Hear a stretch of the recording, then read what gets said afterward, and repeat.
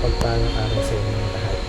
Ako po si Brian D. Mendoza at ito po ang aking daily devotion ngayong Lunes, August 5, 2024. Ngayong araw po ay may panibago po akong ibabahagi na aking natutunan at ito po ay about sa anatomy of sin and temptations. Dito po ay unawain natin lalo kung ano yung mga kasalanan or mga tukso.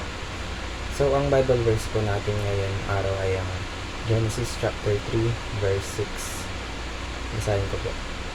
So, when the woman saw that the tree was good for food, and that it was a delight for the eyes, and that the tree was to be desired to make one wise, she took of its fruit and ate.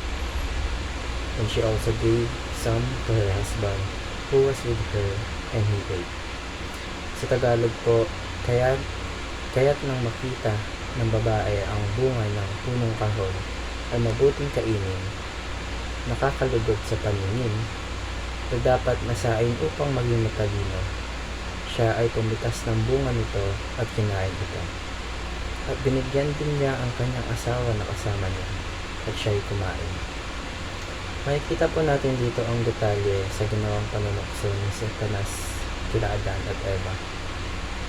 Ngayon po ay pag-usapan po natin ang 3 temptations ni Satanas o ang mga atake ni Satanas. Una po ay ang attack on the flesh, lust of the flesh. Ito po ay may mga kanalaman sa laman, gaya po ng sabi sa talata, good for food, mabuting kainin. Now ito pong lust for the flesh. Napakadami po nito. All sorts of addiction like sex addiction, alcohol addiction, nicotine addiction, ano pa ba? Video addiction, and basta yung tipong gustong-gusto ng naman mo, lust of the flesh. Next po is attack on the eyes, lust of the eyes. Makikita po natin sa talata na sinabing nakakalugod sa paningin, desirable. Isa rin po yan sa atake ni Satanas. Example po yung pag-shopping ng sobra-sobra. Lahat po ng nakakalugod sa paningin gusto mo na makuha kahit hindi mo naman kailangan. Lust of the eyes. And lastly po is attack on the heart, pride of life. Atake naman po sa puso. Sabi po sa talata na dapat nasain upang maging matalino. Yung parang gusto mong lumevel sa Panginoon. Like gusto mo tinitignan ka ng ibang tao na mataas ang tingin sa sarili, parang gano'n. So yung atake po ni Satanas laging nakapaloob dito sa tatlo na ito. Attack on the flesh, attack on the eyes, attack on the heart. And itong mga atake ni Satanas ay nagpapalapit sa iyo sa mundo, ngunit nagpapalayo naman sa iyo sa Panginoon.